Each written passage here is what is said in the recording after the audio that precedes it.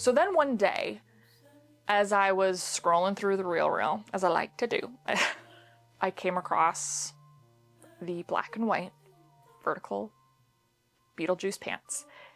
And of course, without hesitation, I clicked, bought, purchased, shipped, received.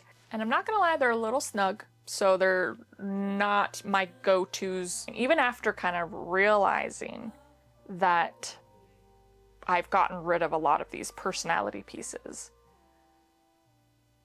I still struggle with it, having it within my wardrobe. So I end up like hiding it in places. I still couldn't like have this like disruption of a bold print within my like aesthetic. I had sort of been hiding a part of myself.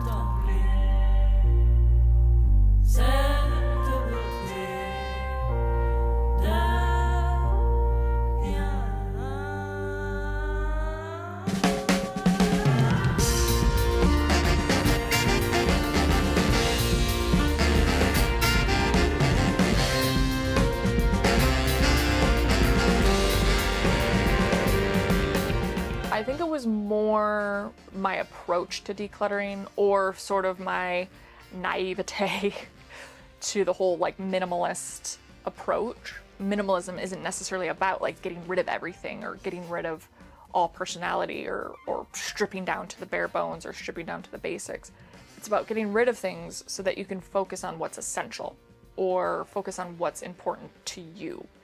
And for me, those certain statement pieces or bolder pieces that really spoke to my personal style are important to me, or essential to me and my personal style.